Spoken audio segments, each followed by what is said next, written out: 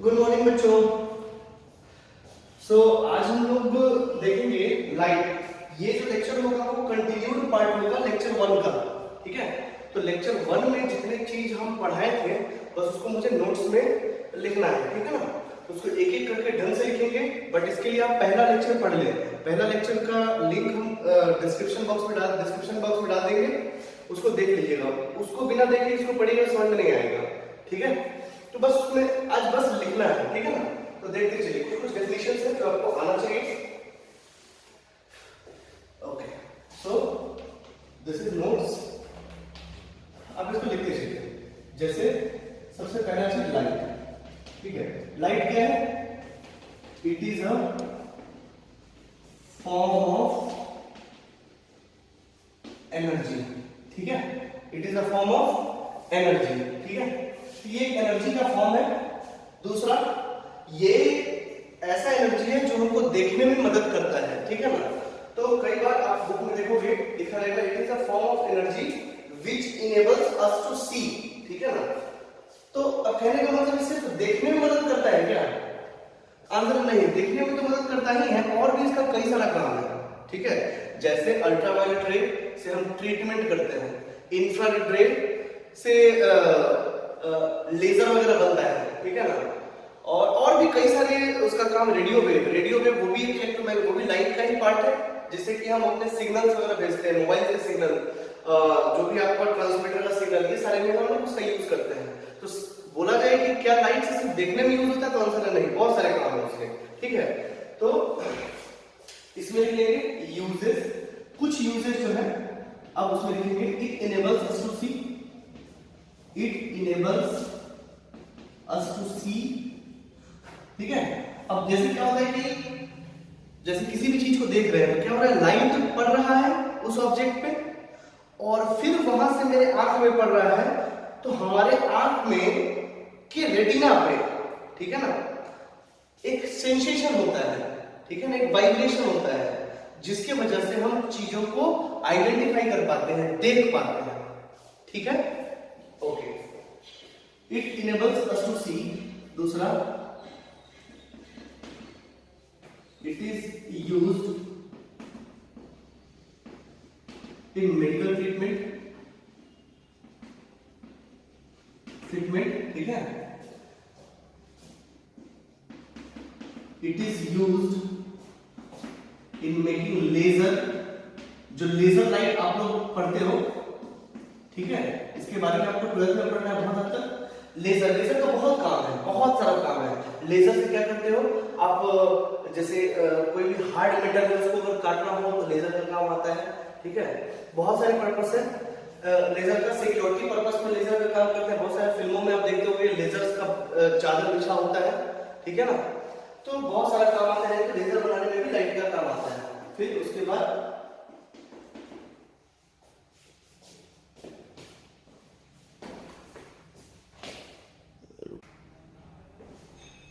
Okay, so making ledgers में ये काम आया। It is used in sending, it is used in sending signals.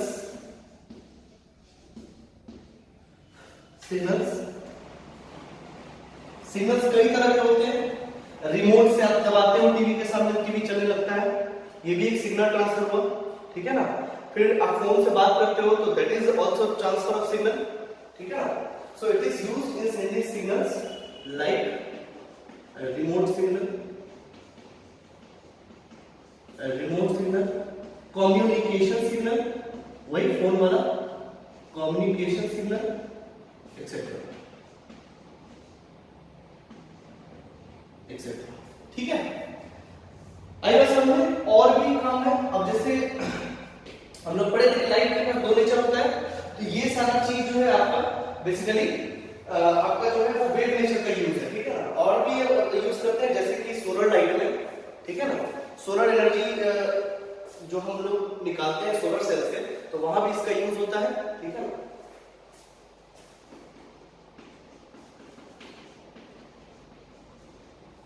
used in making electricity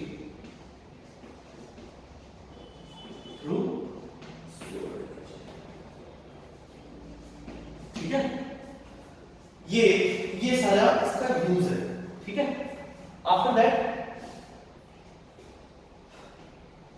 फिर ये एक पॉइंट हुआ, आप ऐसे स्टार मार्क दे देखेंगे। फिर दूसरा point, light energy can be transferred through wave nature as well as particle nature, ठीक है, पार्टिकल नेचर, ठीक है। और लाइट के पार्टिकल को क्या बोलते हैं? फोटोन। लाइट के पार्टिकल क्या बोलते हैं? फोटोन। हम लोग पहले भी बात कर चुके हैं। अब ये भी हम लोग पहले लेक्चर देख चुके हैं कि अगर एनर्जी मोमेंटम ट्रांसफर के थ्रू जा रहा है, मतलब खुद लेके जा रहा है एनर्जी पार्टिकल, ठीक है, तो वो होता है कौन सा नेचर? Particle nature. और अगर हम खुद यहां खड़े हैं और सिर्फ एनर्जी भेज रहे हैं, पार्टिकल का कोई भी मूवमेंट नहीं है, तो ऐसे एनर्जी को क्या बोलते हैं? ऐसे नेचर को क्या बोलते हैं? वेव नेचर, ठीक है। तो लाइट दोनों तरीके से एनर्जी भेज सकता है, ठीक है। It can send through wave nature as well as through particle nature, ठीक है। इसको लिख देते हैं।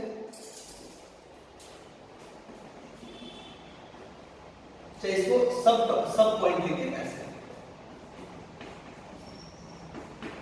When it sends energy without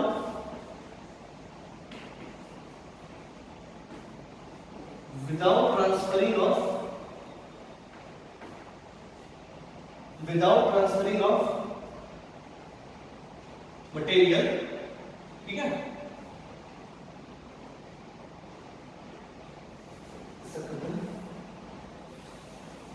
Without transferring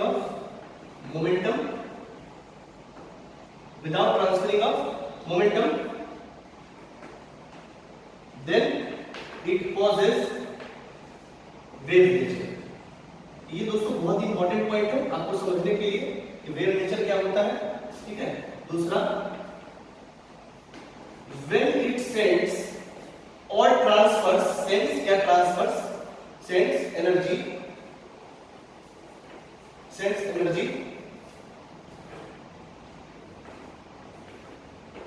with transferring of momentum, then it causes particle nature, ठीक है दोस्तों। तो कभी आपको बुक में सिर्फ लिखा रहे तो आप रट लेते हो, बट एक्चुअल बात यहाँ पे ये है कि इट कॉजेज पार्टिकल नेचर। इस पार्टिकल नेचर में मोमेंटम कौन लेके जाता है? तो इस पार्टिकल नेचर का मोमेंटम लेके जाता है फोटोन। क्या लेके जाता है? फोटोन। फोटोन क्या है? तो वो है पार्टिकल। वो एक ऐसा पार्टिकल है जिसके पास मास नहीं है। आई बात समझ में? तो लाइट वाला जो पार्टिकल है उसके पास मास नहीं है, ठीक है ना, बट वो पार्टिकल है। फोटोन खुद ब खुद एनर्जी लेके जाता है, ठीक है। तो इसलिए उसका पार्टिकल नेचर भी है। और दूसरा, जब कोई मूवमेंट नहीं होता है पार्टिकल का, कोई पार्टिकल मूव नहीं करता, वो यहाँ खड़ा है और एनर्जी जा रहा है, तो ऐसे नेचर क्या होंगे? वेव नेचर, ठीक है। तो लिख लीजिए इसको, आप वीडियो पॉज करके इसको लिख सकते हैं। ओके,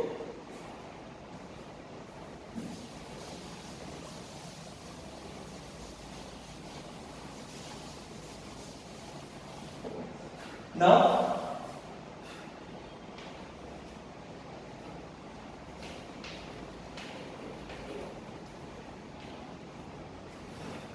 wave nature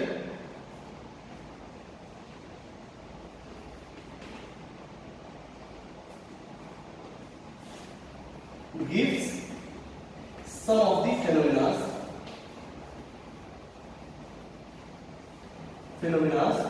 वो कौन कौन सा है? इंटरफेरेंस, ठीक है, डिफ्रैक्शन, और इसका चर्चा हम पिछले लेक्चर में कर चुके हैं। डिफ्रैक्शन, रिफ्लेक्शन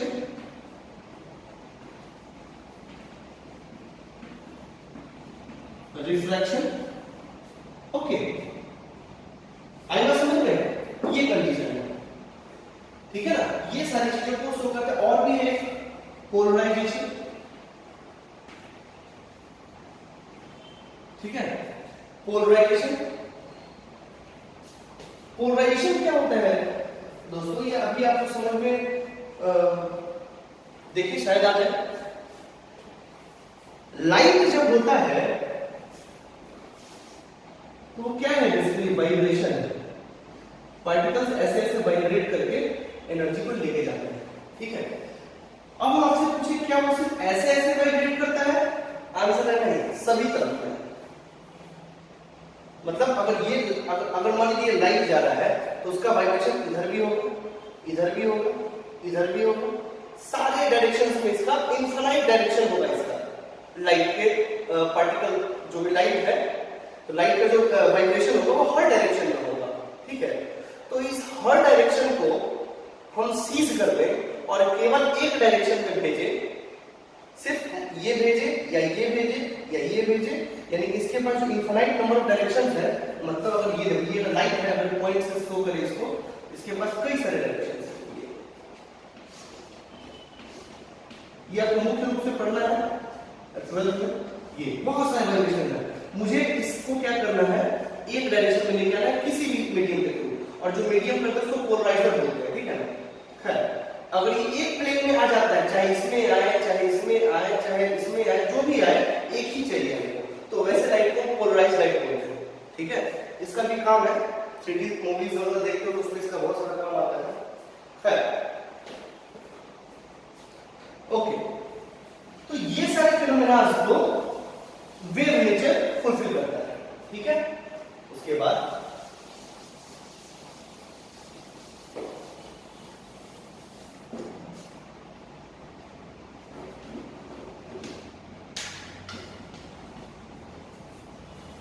particle nature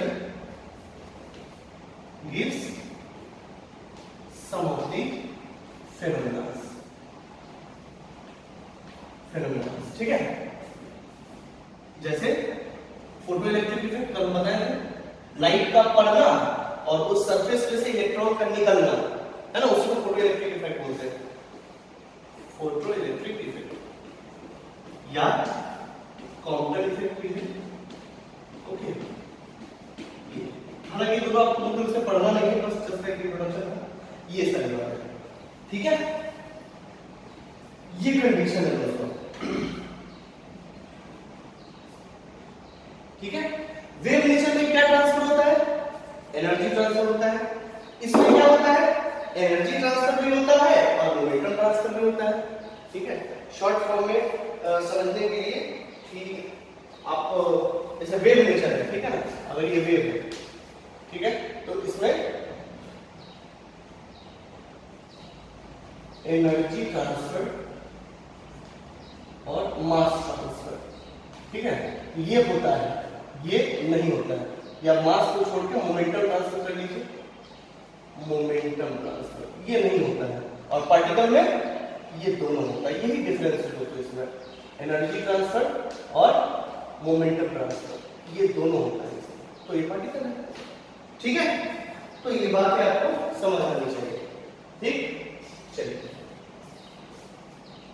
लिख लीजिए इसको पॉज करके।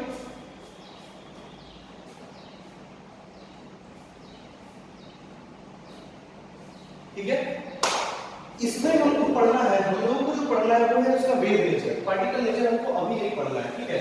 तो मुख्य रूप से हम वेव नेचर पढ़ेंगे, ठीक है।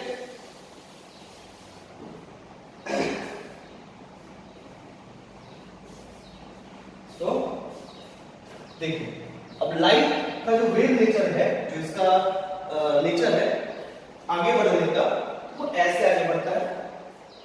लिख लीजिए, वेव नेचर हम किसी को डिस्क्राइब करेंगे, ठीक है।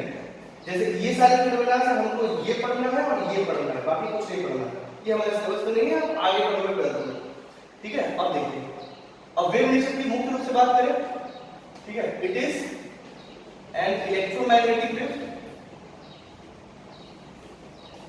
इलेक्ट्रोमैग्नेटिक वेव, ठीक है, इलेक्ट्रोमैग्नेटिक वेव।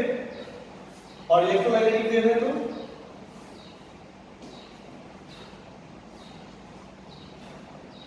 ये अगर इलेक्ट्रिक फील्ड है,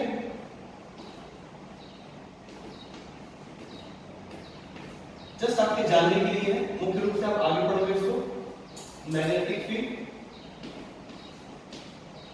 ठीक है। अगर इलेक्ट्रिक फील्ड इसमें अगर ऐसे वाइब्रेट कर रहा है और इसमें ये ऐसे वाइब्रेट कर रहा है, अगर ये इलेक्ट्रिक फील्ड का वाइब्रेशन है और ये मैग्नेटिक फील्ड का वाइब्रेशन है, अगर ये दोनों साइमल्टेनियसली हो रहे हैं तो आपको लाइट भी बहेगा इन दोनों के परपेंडिकुलर, ठीक है। Direction of propagation of light, ठीक है। ये और ये एक दूसरे के परपेंडिकुलर है, मतलब E perpendicular to B perpendicular to direction of propagation, ठीक है। इसको याद कर लीजिए। अच्छा, जानते हो सबसे बड़ी बात क्या थी? सबसे बड़ा अचंभा वाला बात ये था कि जनरली क्या होता है, वेव को मटेरियल मीडियम की आवश्यकता पड़ती है, ठीक है। हालांकि वेव दो तरीके का होता है, जिसको मैकेनिकल वेव और नॉन मैकेनिकल वेव, यानी कि दो टाइप के वेव होते हैं। तो जिसको मटेरियल मीडियम का आवश्यकता है अपने प्रोपेगेशन के लिए, उसको बोलते हैं मटेरियल वेव। जैसे कि साउंड आपने पढ़ा होगा, sound needs some medium to travel, ठीक है। और लाइट को ऐसे जो लाइट वैक्यूम में भी चलता है, तो जिसको मटेरियल मीडियम की आवश्यकता नहीं है, वैक्यूम मतलब क्या, जहां कुछ भी नहीं है, ठीक है ना, उसमें भी लाइट ट्रेवल कर लेता है, ठीक है ना, लाइट ट्रेवल कर लेता है। तो साउंड वेव में क्या होता है, उसको मटेरियल मीडियम चाहिए प्रोपेगेशन के लिए, लाइट की जरूरत नहीं है, ठीक है। अगर हम और मेरा एक फ्रेंड दोनों स्पेस में हैं, दोनों क्या है, स्पेस में है, तो मुझे बताइए हम उसको सुन पाएंगे कि देख पाएंगे? तो आंसर है देख पाएंगे। हम दोनों स्पेस में खड़े हैं, ठीक है, तो हम देख पाएंगे या सुन पाएंगे? तो आंसर है देख पाएंगे, सुन नहीं पाएंगे।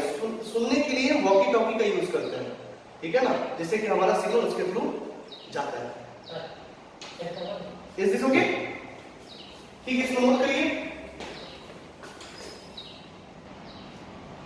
ओके, ठीक है।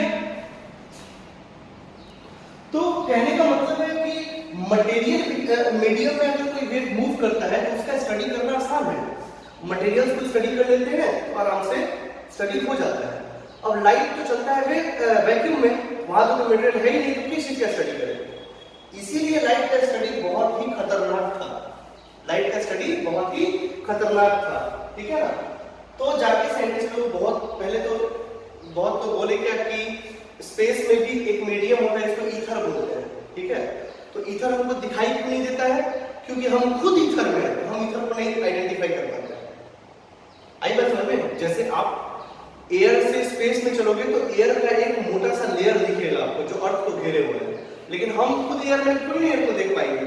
तो ऐसा ही साइंटिस्ट ने सोचा था पहले, ठीक है।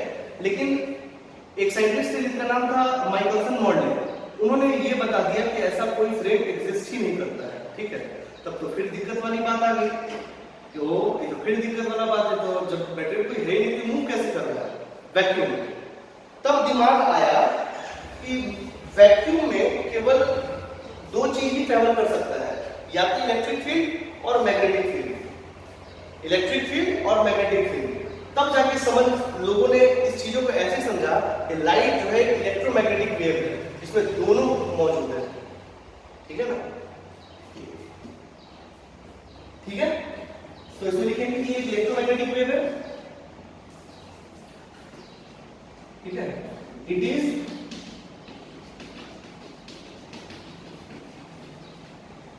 Non mechanical wave,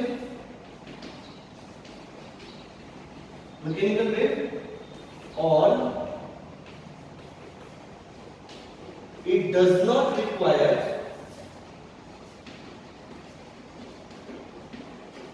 material medium to propagate, ठीक है। और it can travel in vacuum. It can travel in vacuum also. Vacuum also मतलब क्या क्या पानी में नहीं जाएगा? क्या जो भी एयर में है एयर में नहीं जाएगा, सब में जाएगा, लेकिन वैक्यूम में भी जाएगा। आई बात समझ में? जरूरत नहीं है इसको मीडियम की, मीडियम है तो मीडियम में चलेगा, नहीं है तो भी ये चलेगा। ठीक है, ये कंडीशन है। ठीक, और भी बातें लिखेंगे। अच्छा, लाइट की स्पीड क्या है?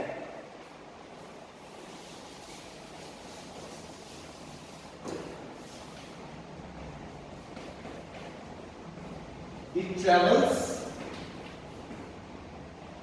with a speed of 2.99792,458 metre per second in vacuum. ठीक है, इन वैक्यूम। और इसको डिनोट करेंगे C से। C मतलब स्पीड ऑफ लाइट। कभी भी C से कुछ डिनोट करें तो वो स्पीड ऑफ लाइट ही होगा, स्पीड ऑफ लाइट। ठीक है, और वो कितना होता है? 2.99792,458 मीटर पर सेकेंड। या अप्रोक्सीमेट करते हैं इसको 3 इंटू पॉइंट होगा, पॉइंट होगा तो 10 टू पावर 8 लिखना पड़ेगा। ठीक है, ऐसा। ठीक है, अब इसको पॉइंट में लिखेंगे तो 3 into 10 to the power 8 metre per second. ठीक है, ये ठीक है। एक छोटा सा चीज और देख लीजिए, लाइट का स्पीड अगर 3.0 into 10 to the power 8 metre per second है वो गलत है। अगर बुक में लिखा है तो गलत है, ये रिप्रेजेंटेशन नहीं है, रिप्रेजेंटेशन ये है। अब बोलोगे सर इसमें और इसमें अंतर क्या है? तो अंतर है, ये 0 लगा हुआ है मतलब ये 3 एग्जैक्ट है। ठीक है ना, और यहाँ 0 नहीं लगा हुआ है मतलब 3 इनएग्जैक्ट है। ठीक है ना, ये बात आप लोगों को समय के साथ समझ में जाओगे, कैलकुलेट में जाओगे तो समझ में आएगा। बट अभी के लिए इतना जान लीजिए कि लाइट को रिप्रेजेंट करने का तरीका ये है, ये नहीं, ये गलत है। हाँ, ठीक है, मैथमेटिक्स में कोई प्रॉब्लम नहीं आएगा, बट रिप्रेजेंटेशन गलत है। ठीक, इसको लिख लीजिए। ठीक है, अच्छा, ये वैक्यूम में स्पीड है। ठीक है ना, ये वैक्यूम में स्पीड है। एयर में भी लगभग सेम ही होता है। ठीक है ना, लिख लीजिए वो उस बात को भी। It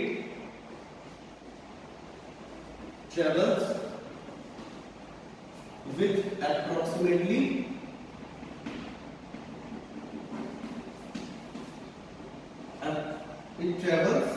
approximately same speed as in vacuum. ठीक है, as in vacuum, that is c बराबर 3 × 10 to the power 8। ठीक है, और हर मीडियम में ये अलग अलग स्पीड से ट्रेवल करता है। आगे पानी में अलग स्पीड है, ठीक है, लकड़ी का अलग स्पीड होगा, शीशे का अलग स्पीड होगा, तो हर मीडियम में अलग अलग स्पीड होता है। ठीक है ना, और वो कांस्टेंट होता है। ठीक है ना, यहां लिख देते उस बात को, it travels with different constant speed. हालांकि बाद में आपको समझ आ जाएगा रिफ्लेक्शन जो पढ़ेंगे, constant speed in different medium, different constant speed in different medium, और जो होगा वो कांस्टेंट होगा, different constant speed in different medium. ठीक है, समझ आ रहा है? तो एक मीडियम से दूसरे मीडियम में अगर लाइट जाता है तो क्या स्पीड बदल जाता है? आंसर है हाँ, बदल जाता है। ठीक है, चलिए कुछ और बातें करते हैं।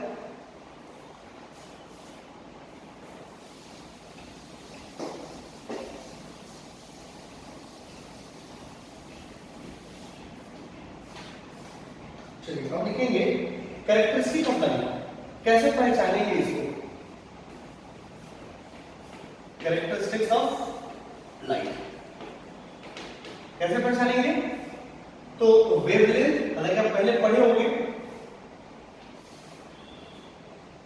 ठीक है, सबसे पहले ये देखिए, मैं आपको समझाता हूं, सुनिए। वेव जो होता है वो दो तरीके का होता है, आप पढ़े होंगे, लॉन्गिट्यूडनल वेव और ट्रांसवर्स वेव, दो वेव। ठीक है, अगर मान लीजिए कि ऐसा देखिए, यहां पे आपने पढ़ा होगा साउंड वेव, है ना, साउंड वेव आपने पढ़ा होगा, वो लॉन्गिट्यूडनल वेव था। कैसे? ये देखिए, particles particles particles particles particles, ये ऐसे मूव करता है, ऐसे, ये ऐसे वाइब्रेट करता है, ऐसे, ऐसे। तो ये अलोंग द एक्सिस वाइब्रेट कर रहा है, मतलब इधर जाना है तो इधर से वाइब्रेट करेंगे, ऐसे ऐसे, ठीक है ना, ये पार्टिकल इसको एनर्जी ट्रांसफर किया, ये इसको एनर्जी ट्रांसफर किया, देखो फिर भी ये वेव है, खुद नहीं जा रहा है कहीं, ये इससे टकरा के एनर्जी ट्रांसफर कर दिया, वापस चला गया, ठीक है ना, ये खुद ट्रांसफर करके एनर्जी पहुंचा दिया। तो वाइब्रेशन कैसा है, लॉन्गिट्यूडनल। तो ऐसे वेव कौन से होते हैं, लॉन्गिट्यूडनल वेव।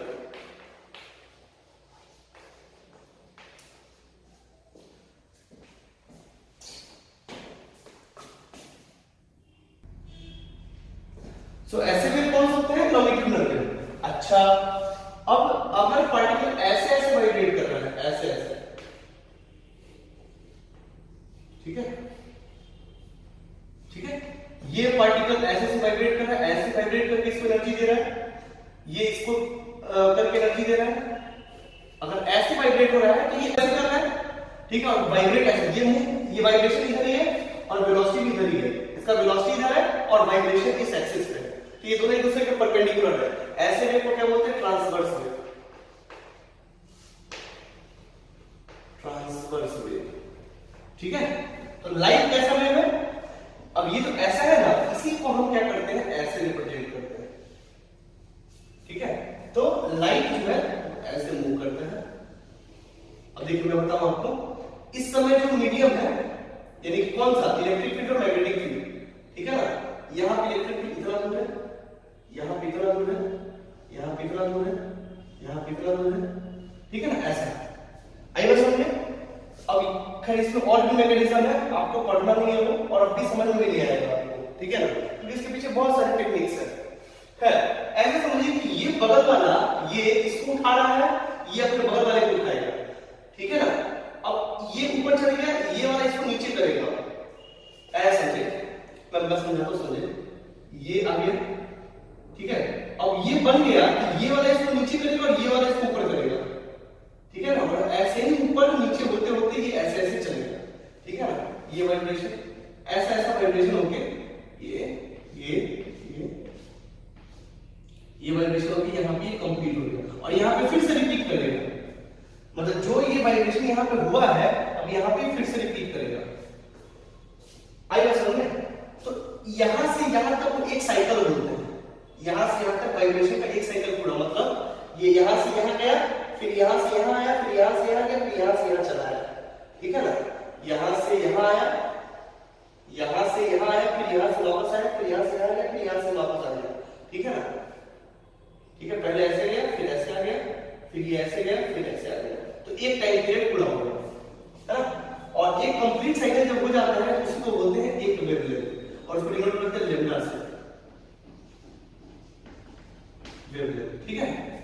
और इतना दूर, यानी कि ऐसे ऐसे, देखो मैं बताऊं आपको, बेसिकली होता यही है, आपको दिखता ही ऐसे है, ये वेव तक ये ऐसे मूव कर रहा है, ठीक है ना, ये दिखता ऐसे है, एक्चुअली में पार्टिकल ही वाइब्रेट कर रहे होते हैं ऐसे ऐसे, ठीक है, कंफ्यूज मत होइएगा, ठीक है। हालांकि 12th में और भी इसको बहुत अच्छे तरीके से समझाया जाता है, मजा आता है उसमें, ठीक है, बट इसमें आपको उतने ज्यादा टेक्निक्स वगैरह पढ़ना नहीं है, ठीक है। खैर, और ये साइकिल कंप्लीट होने में जितना समय लगता है उसको बोलते हैं टाइम पीरियड, टाइम पीरियड, ठीक है। तो इसको डिफाइन करना है तो डिफाइन कर दीजिए, वेवलेंथ, वेवलेंथ, डिस्टेंस, ये मान लो ये एक्स एक्सिस है और ये वाई एक्सिस है, ठीक है। तो distance covered in x axis in one complete cycle, complete cycle मतलब क्या, इधर से इधर गया, फिर इधर से इधर, फिर इधर से इधर गया, फिर इधर से इधर आ गया, वो एक साइकिल है, in one cycle, इसको बोलेंगे one cycle, in one cycle is called wavelength, is called wavelength, ठीक है। इसको डिनोट करेंगे लैम्डा से, ठीक। दूसरा टाइम पीरियड, टाइम पीरियड, ठीक है। Time taken in completion of one complete cycle, complete cycle is called time period, ठीक है, उसको बोलेंगे क्या, टाइम पीरियड। ठीक है, इसके बाद एक और चीज होता है, ये सब आप इसके अंदर में लिखिएगा, ठीक है ना, ये सब इसके अंदर में है, ये इसी के नीचे में लिखिएगा सारा कुछ। अभी सब कुछ कैरेक्टरिस्टिक ऑफ वेव में चल रहा है।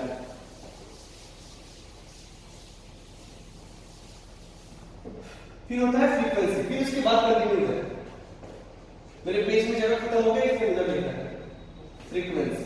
ये क्या है, it is number of complete cycle, ऐसे भी कर सकते हैं, कंप्लीट साइकिल ऑन वेवलेंथ, और उसी को बोलते हैं वेवलेंथ पर सेकेंड। एक सेकेंड में ऐसे ऐसे कितने बढ़ गए, एक सेकेंड में कितने बढ़ गए, दैट इज कॉल्ड फ्रीक्वेंसी। उसको डिनोट करते हैं ऐसे, उसको डिनोट करते हैं ऐसे, और वो क्या होता है 1/t, ये याद रखेंगे, ठीक है, ये याद रखेंगे। ओके, तो इसका यूनिट क्या होता है दोस्तों, यहां देखो तो 1/सेकेंड है, ठीक है ना, ऐसा यूनिट इज 1/सेकेंड या सेकेंड इनवर्स, ठीक है, और इसको लिखते हैं हम लोग ऐसे हर्ट्ज, HZ या हर्ट्ज ऐसे, बट जनरली इसमें डिनोट करते हैं, ठीक है ना, हर्ट्ज। ठीक, तो ये हो गया फ्रीक्वेंसी। अच्छा, ये किसमें होगा, वेवलेंथ मीटर में, डिस्टेंस है ना, इसका ऐसा यूनिट क्या होगा, मीटर। इतना और लिखिए, ऐसा यूनिट इज मीटर, और इसका ऐसा यूनिट सेकंड, ठीक है। ये दोस्तों आपको याद होना चाहिए, ठीक। अच्छा, और फिर है आपको वेलोसिटी, वेव वेलोसिटी, जिससे कि ये वो वेलोसिटी है जिससे कि ये वाला वेव फॉर्म, इसको वेव फॉर्म, अगर आप मोस्ट एप्रोप्रिएट वर्ड यूज करना चाहते हैं तो ये वेव फॉर्म बोलते हैं इसको। तो वेव फॉर्म जैसे ये ऐसा है, ऐसा, ये जिस रफ्तार से जा रहा है, देखो जैसे ये वेव है ना, इसको बोलते हैं क्रस्ट, इसको बोलते हैं, आपको पढ़े हुए ये सब बचपन में, ट्रफ, ठीक है, ये क्रस्ट, ये ट्रफ, ये जिस रफ्तार से चल रहा है उसी को बोलते हैं वेव वेलोसिटी, इसको हम v से डिनोट करते हैं, ठीक है ना, वेव वेलोसिटी v, ठीक है ना, इसमें लिखेंगे, ठीक है। सो इट इज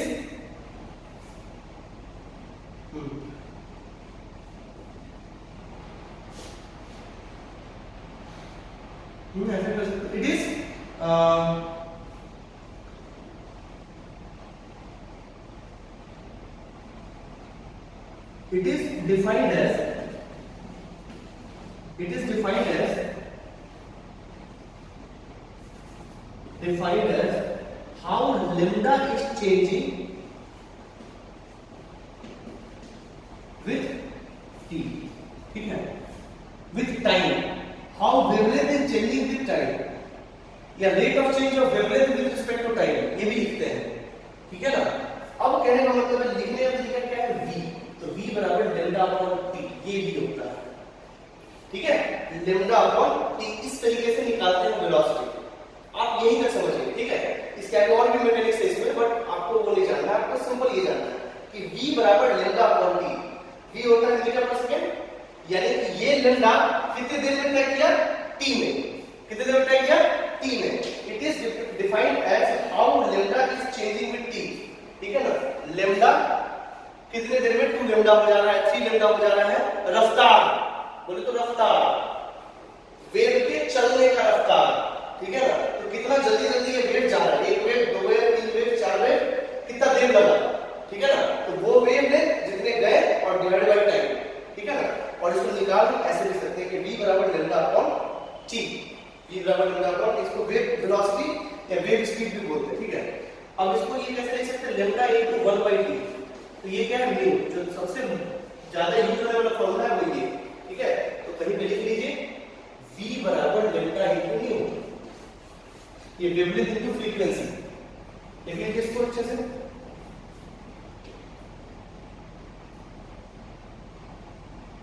ओके, चलिए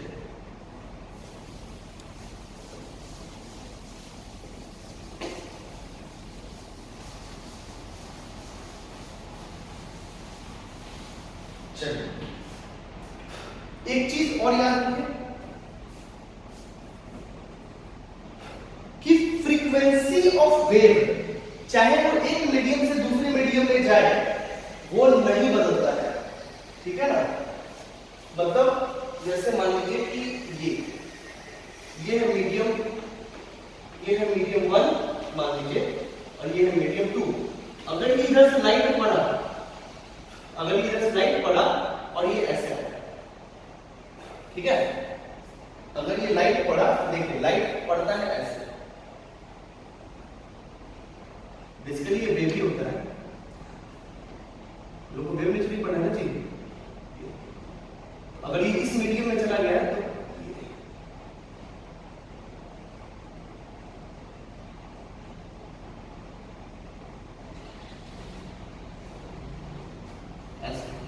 ठीक है, तो इस मीडियम में मान लीजिए इसका वेवलेंथ है λ1, वेलोसिटी है v1 और फ्रीक्वेंसी है μ1, ठीक है। अब इस मीडियम से इस मीडियम में चेंज करेगा तो क्या होगा, ठीक है ना। तो मान लीजिए इस मीडियम में है λ2, v2 और μ2, ऐसा है, ठीक। तो कहने का मतलब है कि यहां से यहां गया लाइट तो क्या नहीं चेंज करेगा, तो इसका आंसर है frequency.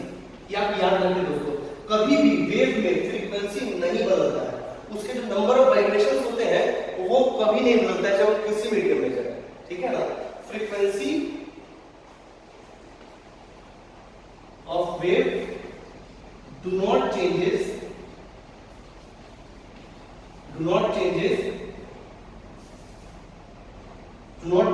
for any medium, for any medium, frequency of wave do not changes for any medium, ठीक है ना।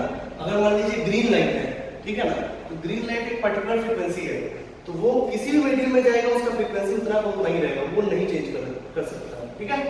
तो क्या चेंज करता है, तो वेलोसिटी चेंज करता है। हमने पहले पढ़ा था कि वेलोसिटी हर मीडियम में उसका अलग-अलग वेलोसिटी होता है, ठीक है ना। वेलोसिटी या इसको ऐसे लिख सकते हैं फॉर एनी मीडियम, ठीक है, velocity changes while moving from one medium to second medium। Refer किस फिगर पे रेफरेंस कर, ठीक है। अब कहने का मतलब है सर वेलोसिटी चेंज कर रहा है, फ्रीक्वेंसी नहीं चेंज कर रहा है, तो आपने तो पढ़ा है कि v बराबर लैम्डा लिया, तो ये तो कांस्टेंट है, तो v तो चेंज कर रहा है, v चेंज कर सकता है नहीं कर सकता है, तो इसके कॉरस्पॉन्डिंगली क्या चेंज करना पड़ेगा, वेवलेंथ। क्या चेंज करना पड़ेगा, वेवलेंथ। यानी कि एक मीडियम से दूसरे मीडियम में जाएंगे तो क्या क्या चेंज करेगा, वेलोसिटी और वेवलेंथ। देखो ये घटेगा तो इसको भी घटना पड़ेगा, ताकि इसको मैथ सेटिस्फाई करना है, नहीं तो गड़बड़ हो जाएगा, ठीक है ना। अब वहां से देख सकते हो लॉजिक है, wavelength also changes from medium 1 to medium 2, ऐसा भी लिख सकते हैं, ठीक। यहां देखो ये वेवलेंथ और ये वेवलेंथ बदल गया कि नहीं बदल गया, तो इन दोनों के बाद से हम क्या लिख सकते हैं कि λ1 is not equal to λ2, ठीक है, v1 is not equal to v2 but μ1 is equal to μ2, ठीक है, ये लिख लीजिए।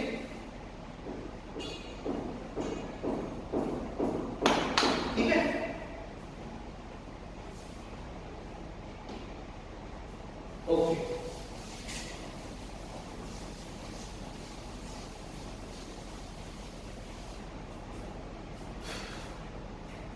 फिर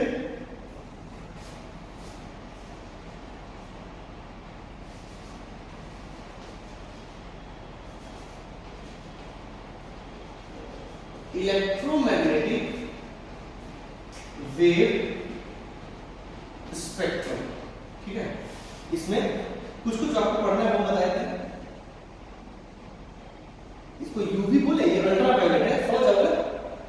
अल्ट्रावायलेट ये V I B G Y O R, और यहाँ आता है उसके बाद इंफ्रारेड, ठीक है, इसके पहले भी आता है एक्सरे, ठीक है, फिर आता है गामा रे, ठीक है, फिर आगे इंफ्रारेड रे, उसके बाद आता है माइक्रोवेव, और फिर आता है रेडियो वेव। उतना बुझाने का आपको इतना बचा लेंगे। एक ये है विजिबल रेंज, इसको बोलते हैं विजिबल रेंज, और इसके इधर इसको क्या बोलते हैं विजिबल रेंज, मतलब जितना आपको दिखता है, ठीक है ना, यानी कि और इसका वेवलेंथ कितना होता है 400 नैनोमीटर टू 700 नैनोमीटर, ठीक है। तो इससे बड़ा जो वेवलेंथ होगा वो इंफ्रारेड का होगा, और इससे छोटा जो वेवलेंथ होगा वो अल्ट्रावायलेट का होगा, ठीक है ना। ये सब नहीं देख सकते हैं, ये लाइट में होगा भी तो आपको नहीं दिखाई देगा। फॉर एग्जांपल आप रिमोट से जब टीवी पे प्रेस करते हो, तो आपको दिखाई देता है क्या? लोगों से लाइट पास करता है, लेकिन आपको दिखाई देता है क्या? आंसर नहीं। क्यों? क्योंकि वो इंफ्रारेड होता है। अब बोलोगे सर इसको विजुअल विजन में जाके बना सकते थे क्या? हाँ बिल्कुल बना सकते थे, क्यों नहीं बना सकते थे। लेकिन आप सोचिए कोई आप टीवी देख रहे हो और कोई रिमोट फालतू में ऐसे कर रहा है, तो लाइट इंटरफेयर करेगा ना, तो प्रॉब्लम क्रिएट करेगा ना वो, इसीलिए उसको इंफ्रारेड रीजन में रखते हैं, ठीक है। रेडियो वेव, माइक्रोवेव जो ट्रांसमिशन सिग्नल में काम करता है, वो आपको दिखाई देता है कि यहाँ पे बहुत सारे नेटवर्क है, आपको दिखाई दे रहा है क्या? नहीं, वो रेडियो वेव है, वो आप नहीं देख सकते हैं। आई बात समझ में? ओके, ये है 400 नैनोमीटर से 700 नैनोमीटर, ठीक।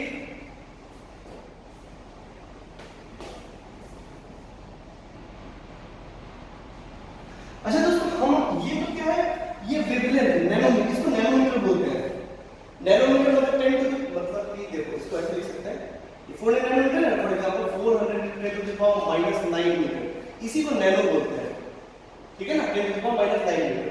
तो खा जाते हैं। अब हम आपसे ये किसका इंफॉर्मेशन है? ये आपको लैम्डा दिया हुआ है, वी दिया हुआ है, या फ्रीक्वेंसी दिया हुआ है? आंसर लैम्डा दिया हुआ है, ये लैम्डा का इंफॉर्मेशन है, ठीक है। ये लैम्डा है किसका? वायलेट का, और ये लैम्डा है किसका? रेड का, ठीक। हम आपसे पूछे इसका फ्रीक्वेंसी क्या है, निकाल सकते हो? बिल्कुल निकाल सकते हैं, आपके पास फॉर्मूला है।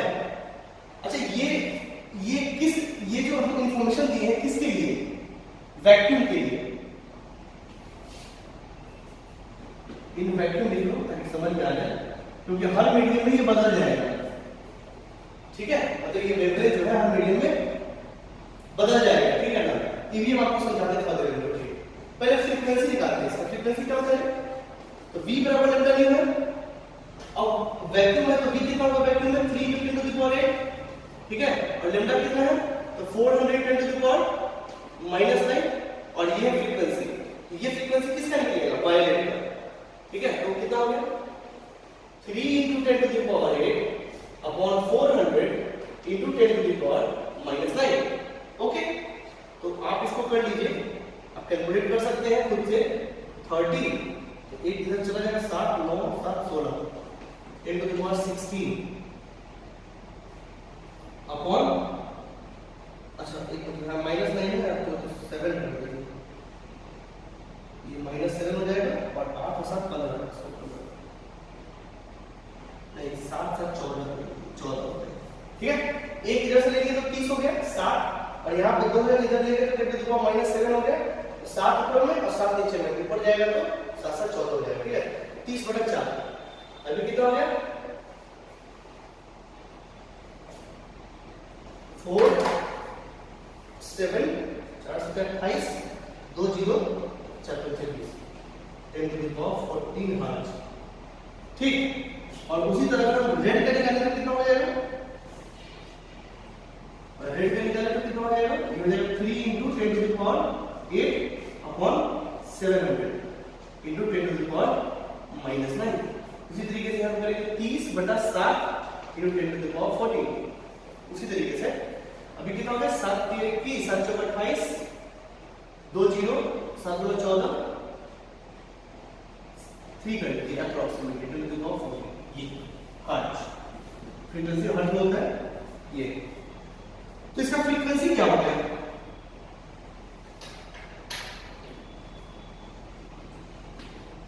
फ्रीक्वेंसी क्या इसका?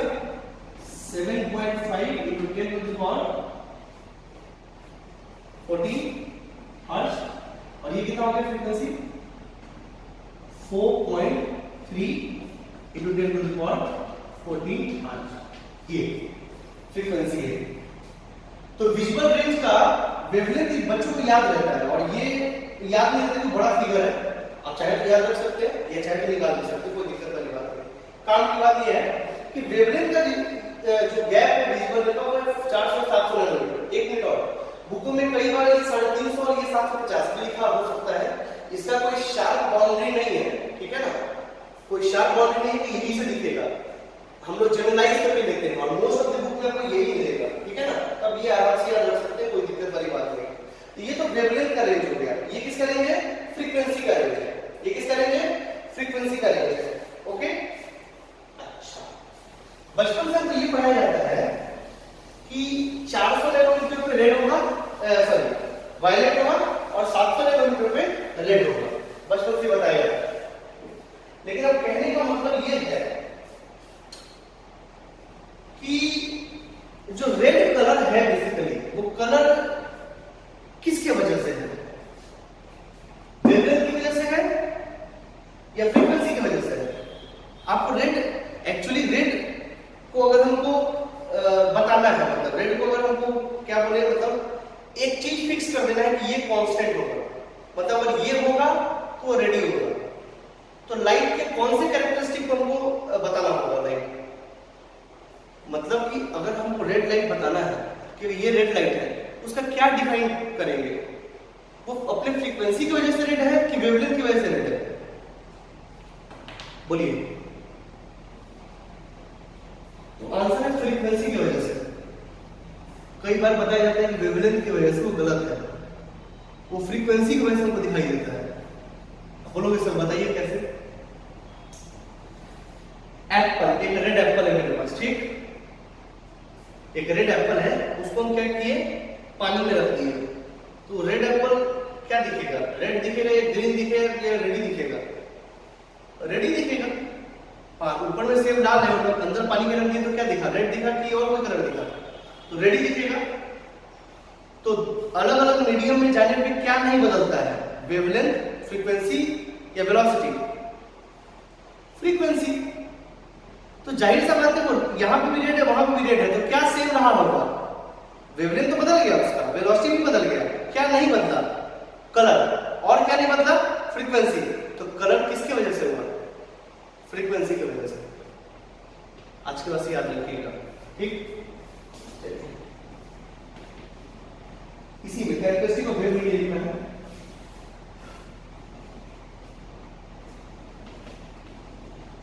Colours of any colours of light is the main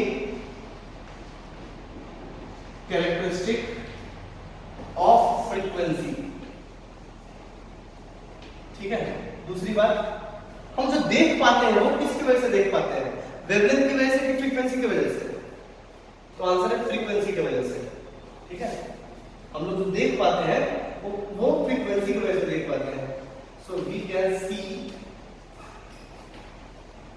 due to frequency of light। ये दोनों बात को आप याद रखिए, ठीक है। तो ये सारी चीजें हैं जो आपको पता होनी चाहिए।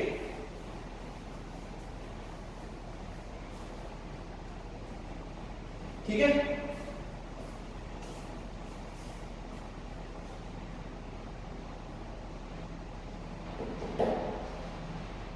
ओके। तो ये सारा इंपॉर्टेंट बात है, ध्यान रखिएगा, तो कोई खराब नहीं।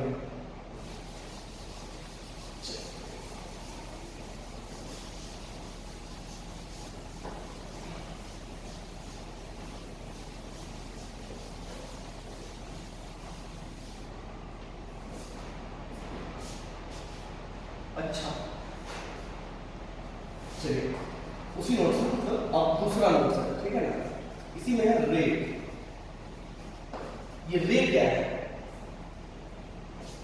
ठीक है,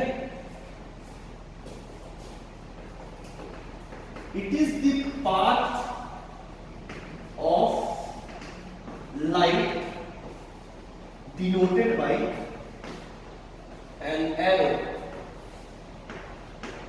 denoted by an arrow, I was में डिनोटेड बाय एन एरो, ये इसको बोलते हैं रे, क्या बोलते हैं, रे। आपके मन में एक प्रश्न उठ सकता है कि लाइट का जब हमको ये वेव नेचर पढ़ना है तो इसको हम स्ट्रेट लाइन कैसे दिखा सकते हैं? अच्छा क्वेश्चन है ये, आता तो इसका ऐसे ऐसे है, अब इसको स्ट्रेट लाइन क्यों दिखा रहा है? इसका जवाब ऐसा है, अच्छा लाइट का जो फ्रीक्वेंसी आया है आप निकाले हो तो क्या है, 7 वायलेट का देखते तो 10 to 14 हर्ट्ज, हर्ट्ज का मतलब क्या है, पर सेकंड और सेकंड में, मतलब एक सेकंड में कितना वेव बन रहा है, 7.5 × 10 to 14, एक सेकंड हो गया, और इतना 10 to 14, बहुत कम है, बहुत ज्यादा है, बहुत ज्यादा, बहुत ज्यादा, मतलब एक सेकंड में कैसे बन रहा होगा कि ऐसे, ये है ना, एक सेकंड में वो बन गया, ये एक्चुअली होता ऐसे ही है, होता ये ऐसे ही है, बट ये दिखता हमको कैसा है, इसको हम एप्रोक्सीमेट कैसे कर सकते हैं, स्ट्रेट लाइन, ये बना है प्रश्न, लेकिन इतना छोटा छोटा, इतना छोटा छोटा, इतना छोटा छोटा छोटा है, एक सेकंड में वो इतना बन जा रहा है, आई बात समझ में? इसीलिए इसको हम एक स्ट्रेट लाइन में दिखाते हैं। अब आप बोलोगे सर ये बहुत छोटा छोटा, तो ऐसे ऐसे क्यों बोला होगा, ये भी तो छोटा सा, ये भी तो एक सेकंड में बहुत बन गया, तो लाइट इतना बड़ा क्यों नहीं होता है? तो आंसर है, ये देखिए दोस्तों, आपने पढ़ा होगा, इसको एम्पलीट्यूड बोलते हैं,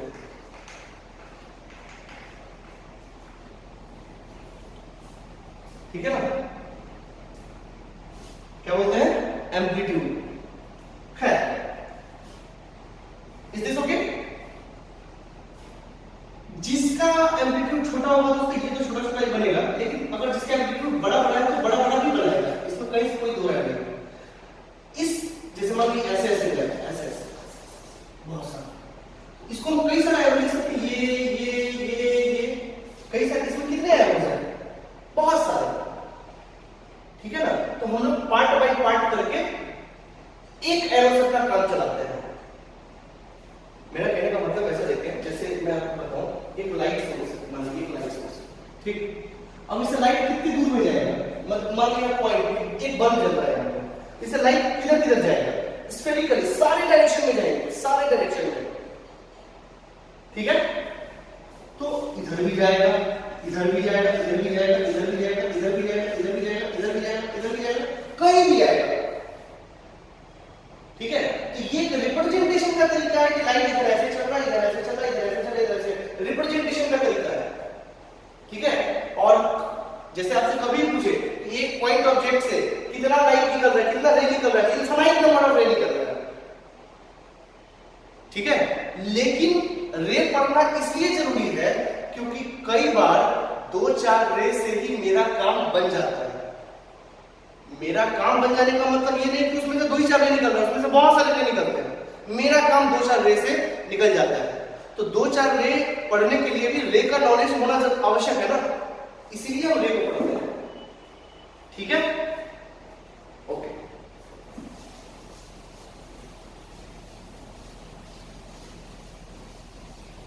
तो ये सारी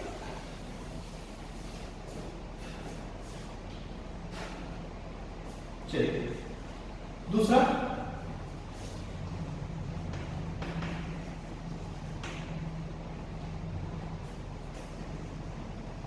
इंसिडेंट।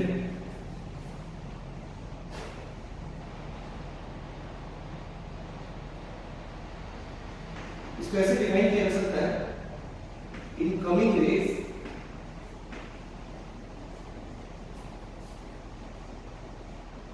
are इंसिडेंट रे, जो रे आते हैं इंसिडेंट रे, ठीक है ना। फिर आता है रिफ्लेक्टेड रे। ये सब बच्चों सब के लिए, कई लोगों को आता है ये सारी बातें, तो चाहे तो लिख लो चाहे तो याद रख लो। आउटगोइंग रे इन सेम मीडियम, अभी सेम मीडियम क्या है वो भी समझा देंगे। In same medium is called reflected ray.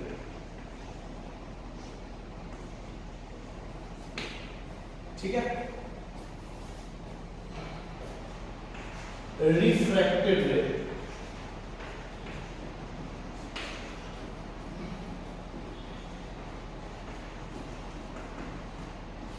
outgoing ray in other medium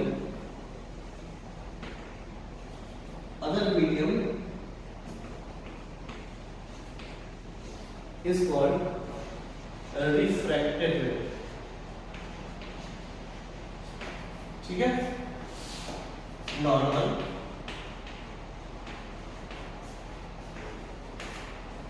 line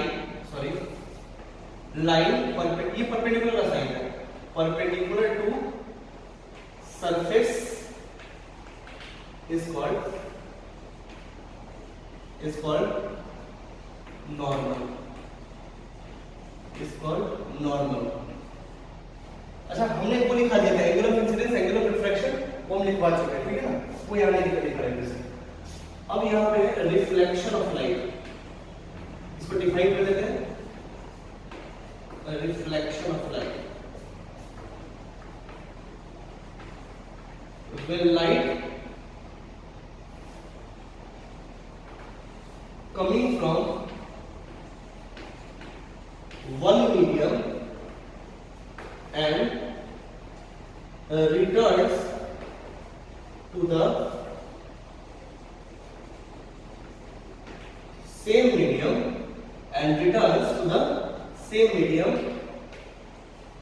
is called reflection of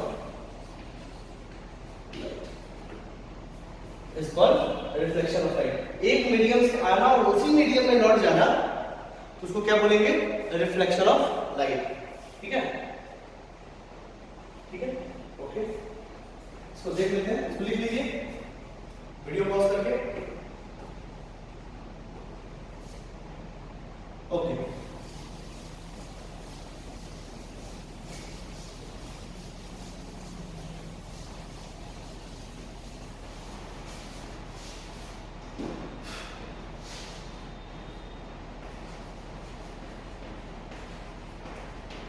refraction of light ये लिखवा देना, बार बार लिखवाइए।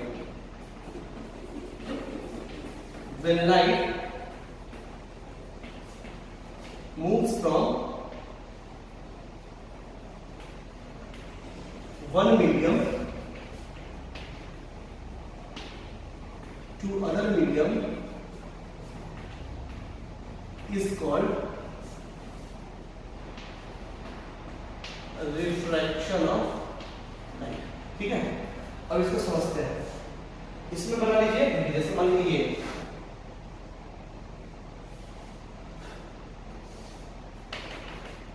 एक लाइट आ रहा है, ये मान लीजिए मीडियम 1 है और ये है मीडियम 2। ठीक, ये लाइट इधर से आया, ये नॉर्मल हुआ, ये इंसिडेंट रे हुआ और ऐसे चला गया, ये रिफ्लेक्टेड रे। ये मीडियम 1 से आया और मीडियम 1 में चला गया, इसी को बोलते हैं रिफ्लेक्शन ऑफ लाइट। ठीक, इसमें मान लीजिए ये सरफेस होता है। सरफेस क्या होता है? Medium 1 medium 2। सरफेस क्या होता है? जो दो एक इमेजिनरी बाउंड्री है,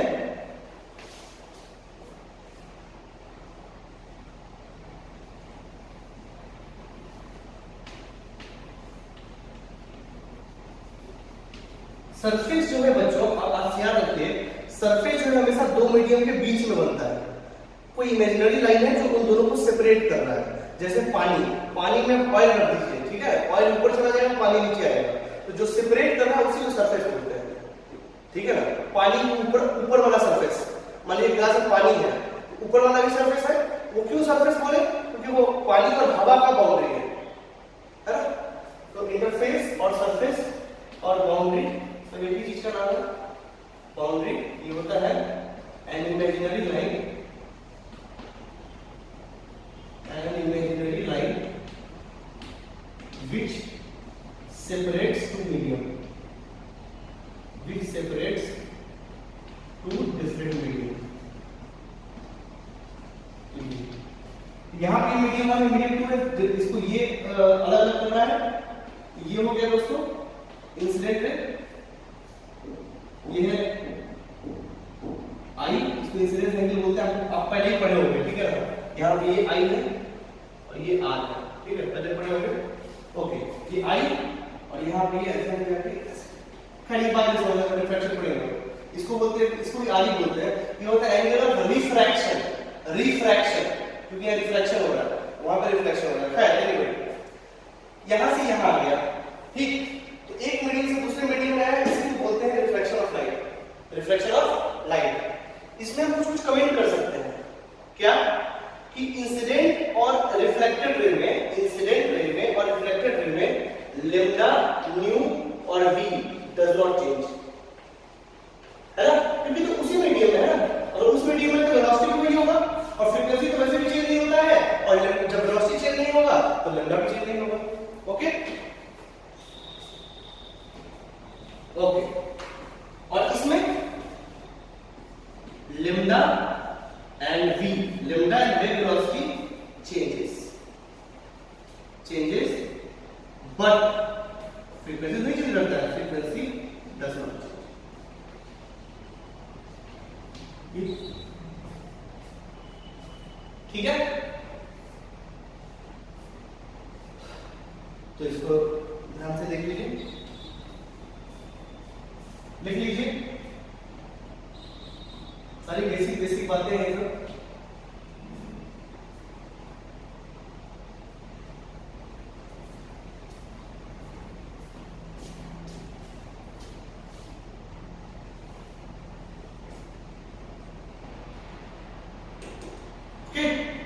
चलिए,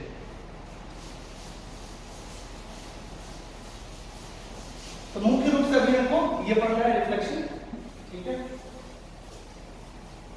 इसमें सारी बात हुई, रिफ्लेक्शन, इंसिडेंट हो गया, रिफ्लेक्टेड हो गया, नॉर्मल हो गया। ओके,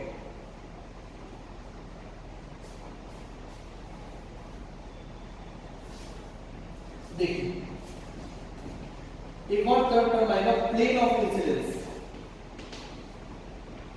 प्लेन ऑफ इंसिडेंस ये क्या है? अच्छा एक बात बताइए दोस्तों, एक प्लेन बनाने में मिनिमम कितने एक्सेस का आवश्यकता है? 2। ये एक लाइन है, एक लाइन से कभी नहीं बनता प्लेन। ये एक्स है, मान लीजिए वाई है, हाँ प्लेन बन सकता है, ठीक है। तो प्लेन बनाने के लिए minimum number of axes required is 2। आज के बाद याद रखें, यानी कि 2 लाइन हो तो एक प्लेन बन सकता है, ठीक है। तो प्लेन ऑफ इंसिडेंस क्या होता है? इट इज अ प्लेन, ठीक है, it is a plane which consists of incident ray and normal, ठीक है।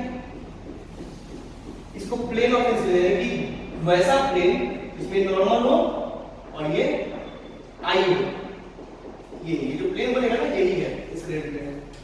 ओके,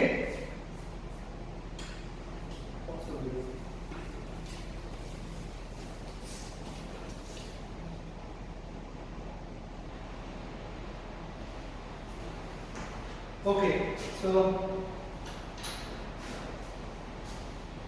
अच्छा दूसरा हो गया plane of reflection.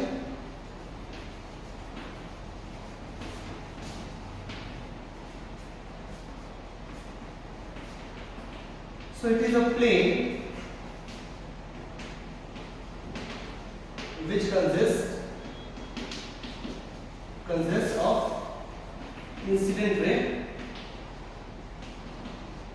Incident ray and normal, ठीक है, मतलब ये और ये, ठीक है ना। तो यानी कि ये नॉर्मल और ये रिफ्लेक्टेड रे, इसके द्वारा जो भी प्लेन बनेगा वही होगा क्या, ये इस प्लेन को क्या बोलेंगे, प्लेन ऑफ रिफ्लेक्शन, और यहाँ पे ये इंसिडेंट रे और ये नॉर्मल, इसके द्वारा जो प्लेन बनेगा उसको बोलेंगे प्लेन ऑफ इंसिडेंस, ठीक है, ओके, इसको लिख लीजिए। चलिए कुछ कुछ बातें और करते हैं।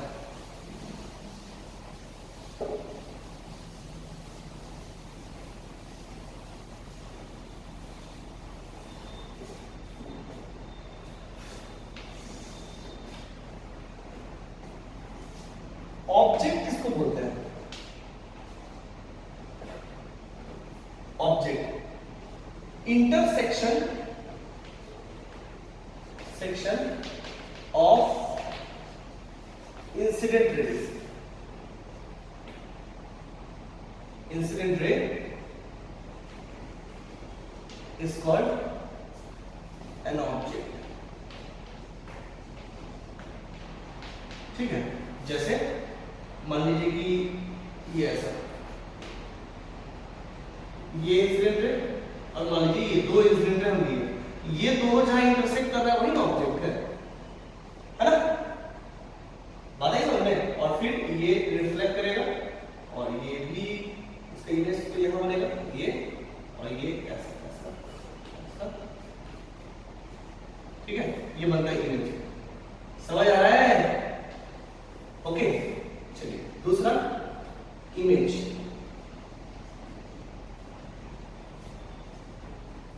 Image intersection of reflected ray are पर इमेज, जैसे यहां पे देख लीजिए ये इमेज, ठीक है, तो रिफ्लेक्टेड रे ये है, ठीक है ना। अब इसी में दो टाइप का होता है, ठीक है, मैं बताऊं आपको, जैसे ये अगर ये रिफ्लेक्टेड रे है, आफ्टर रिफ्लेक्शन अगर ये दोनों सही में मिले हैं, ठीक है ना, ये दोनों रिफ्लेक्टेड रे है, ये रिफ्लेक्टेड रे, ठीक है। मान लीजिए कहीं से रिफ्लेक्ट होकर आ रहे हैं, ठीक है, मान लीजिए ऐसा कोई सरफेस है, ऐसे गया लाइट और इधर चला गया, और यहाँ से ऐसे आ रहा है लाइट, ऐसे मिलके ऐसे मिल गया, ये इंसिडेंट है और ये रिफ्लेक्टेड है, ठीक। ये जहां पे मिला, क्या ये रियली में मिला, आंसर है हाँ, आंसर है हाँ। ये कैसा इमेज हो गया, रियल इमेज, कैसा इमेज है, रियल इमेज, ठीक। दूसरा, अगर ये यहाँ इंसिडेंट हुआ, ये यहाँ गया, ठीक है, फिर ये यहाँ गया, ये यहाँ गया, और ये सारे वर्चुअली मिले, वर्चुअली बच्चों डॉटेड लाइन मिलाते हैं, डॉटेड लाइन, ठीक है। तो अगर ये रियली में कभी जीरो में नहीं मिलेगी, ऐसे डाइवर्ज कर रहे हैं, ठीक है ना, ये जो डाइवर्ज करेगा तो पीछे मिलेगा, ठीक है ना, तो ऐसे पीछे मिलेगा, तो ऐसे इमेज को क्या बोलेंगे, वर्चुअल इमेज, जो रियली में नहीं कट रहा है, ठीक है। तो ऐसे इमेज को जो पीछे आके बैक ट्रेस में मिलेंगे उसको बोलेंगे वर्चुअल इमेज, ठीक। मैं एक बात बताऊं आपको, उसी तरह रियल ऑब्जेक्ट और वर्चुअल ऑब्जेक्ट भी होता है, हम आपको बताते हैं, हम समझाएंगे, पर पहले थोड़ा सा ये देखिए कुछ और चीज। यहाँ पे रेज, तीन तरह के रे होते हैं, टाइप्स ऑफ रे, वो कोई बात बहुत बड़ी बात नहीं, आपको पता है।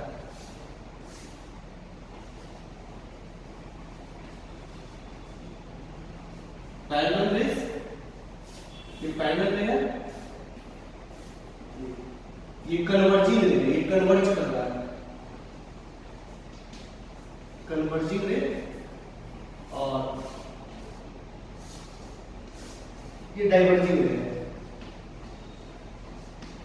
जो डाइवर्ज कर रहा है, डाइवर्जिंग ये बोलते हैं, ये डाइवर्जिंग रेज, ये लिख लीजिए इस तरह का। सो वीडियो पॉज करके लिखिए इसको,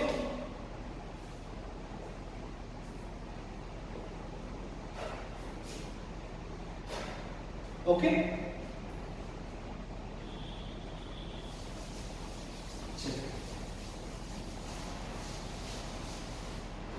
मैं आपको समझाता हूँ वर्चुअल ऑब्जेक्ट और रियल ऑब्जेक्ट क्या होता है। हालांकि आपको पढ़ना नहीं है, ठीक है ना, बट थोड़ा सा एक्स्ट्रा जान जाएंगे तो कोई बुरी बात नहीं है, ठीक है। देखिए हम आपको रियल ऑब्जेक्ट तो आप लोग सब अभी पढ़ना, आपको रियल ऑब्जेक्ट ही है, ठीक। ये जैसे रियल ऑब्जेक्ट ये जहां से ये होता है, ये ऑब्जेक्ट रियल है, ठीक है। ये रियल ऑब्जेक्ट है, उसका इमेज कैसा होगा, वर्चुअल।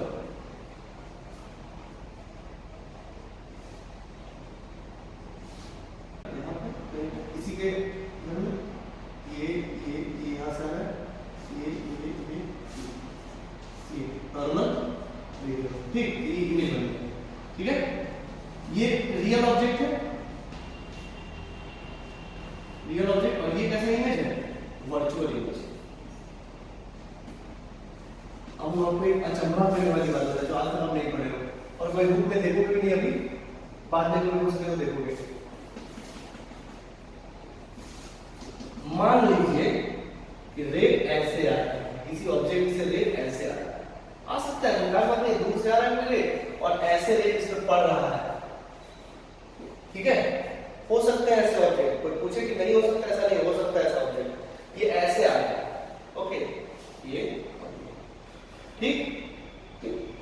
अब यहाँ पे रियली मिल रहा है क्या, नहीं, और ये कौन सा रे है, ये दोनों इंसिडेंट रे है,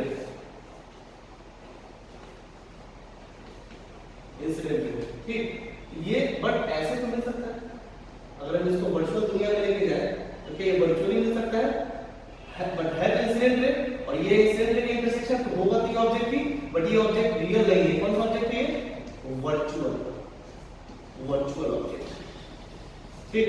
और यहां देखिए हम लॉ ऑफ रिफ्लेक्शन पढ़ा चुके हैं, जितना बड़ा ये होगा उतना ही बड़े पे, अगर इसको ऐसे मिल जाए और यहां पर फिर ये ऐसे मिल जाए, भाई फॉलोइंग, ये कौन सा रे है, रिफ्लेक्टेड रे है, क्या ये सही मिला, असल हां, इसका इमेज नहीं बनेगा, ठीक है। तो ये इमेज कौन सा है, ये है दोस्तों रियल इमेज,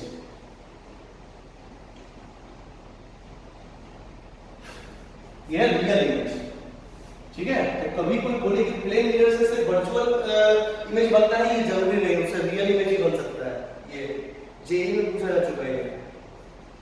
खैर, तो ये सारी बातें हैं जो थ्योरेटिकल पोर्शन है, आज का पूरा लेक्चर थ्योरी हुआ है। ये सारी बात आप जान के रखोगे, अच्छे से पढ़ के रखोगे, तो आगे सवाल बनाने में आपको प्रॉब्लम नहीं आएगा, ठीक है। तो इतना थ्योरी हो गया है, इसको अच्छे से पढ़िए, ढंग से पढ़िए, ठीक है। और कोई प्रॉब्लम आए तो आप कमेंट सेक्शन में डाल सकते हैं या अपने ग्रुप में डिस्कस कर सकते हैं, ठीक है। तो अभी तक इतना ही रहने देते हैं, ओके। तब तक के लिए thank you and have a nice day.